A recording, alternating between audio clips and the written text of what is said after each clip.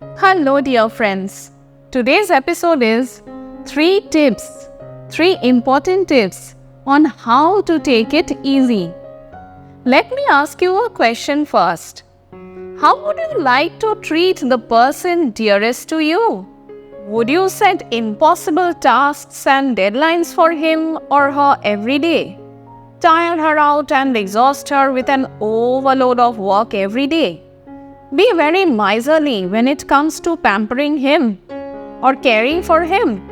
Or would you even make her cry every day? You are not so mean after all. I'm sure you'll treat your dear one with much love, generosity, and compassion. But what about you, yourself? Are you loving and generous towards yourself too?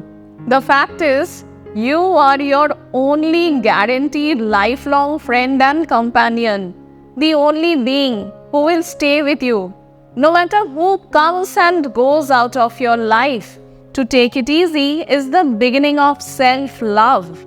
Once you understand how much important it is to love yourself, once you take your physical, mental, and emotional well-being seriously, you will naturally avoid doing those things to yourself that exhaust your mind and body. So now let's straight away move on to the 3 important tips on how to take it easy. Let's begin. Number 1. Don't overwork and avoid multitasking. There was a time I was equally passionate about my work as well as my hobby. I would hardly take a break, run around at my workplace with a whole lot of responsibilities. After coming back home, I would straight away dive into my hobby, which is painting.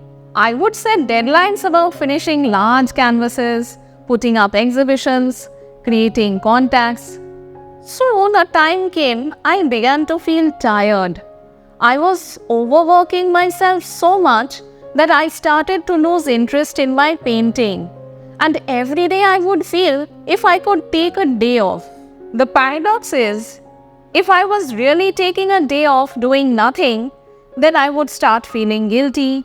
I wish I could finish this painting. I wish I completed that project at my office. The problem is, I was not able to strike a balance. At present, I can manage my work, hobby, mind and body in a much more balanced way. How? Because I stick to these guidelines. First, I take well-timed breaks throughout the day, even if it is for 15 minutes. I have learned to figure out exactly when I am beginning to feel exhausted. It is then I pause.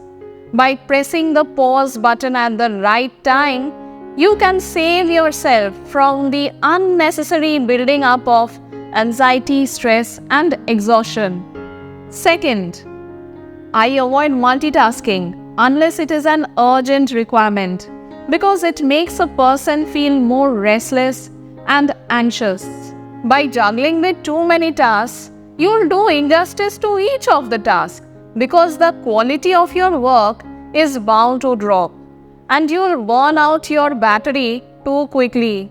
Third, I'm still passionate about my work and hobby, but I no longer chase and run after them compulsively like a bullock tied to the cart. It's always better to flow. Nothing will fall apart if I pause, take it easy, and relax once in a while. Number 2. Pamper yourself. It's not worth being too hard on yourself. Have self-compassion. You should treat yourself lovingly. Pamper yourself with rest, alone time, quality time with friends or family, shopping. When we are young, we have desires about buying new watches, cars, iPhones when we grow up. But when we actually grow up and start earning money, many of us begin to postpone the fulfillment of those desires because we worry about saving money for the future. If you can afford, do pamper yourself with the desires you have long dreamt of. You can definitely trust yourself this much that you'll not have to beg in future just because you invested on buying the car you have been dreaming of since your childhood. I say this because people who cannot take it easy are much anxious about how will I manage my expenditures if I begin to take it easy. The whole idea is don't be a miser about yourself by worrying and fretting over the time you spend to relax or the money you spend on your own well-being. Not being able to take it easy comes from your deep sense of insecurity. Trust yourself that you definitely have the capability to continue to stand straight in life. Staying light and relaxed will only act as a bonus to enhance the qualitative experience of your life. Number 3. Don't be a perfectionist all the time. To develop a certain level of skill and mastery, we do need to be a perfectionist, but not at the cost of sacrificing our mental peace. If you are trying to be a perfectionist in every area of your life, then you rarely feel satisfied and fulfilled. It is true, certain tasks demand a high level of perfection, attention to detail, and accuracy. But if it is coming with a huge cost to pay, it is wearing you out mentally and physically, then remember to relax and take it easy. I hope you found this discussion helpful. I'll be back with more videos on mental and emotional well-being very soon. Dear friends, take good care of your body and take very good care of your mind. Have a beautiful day.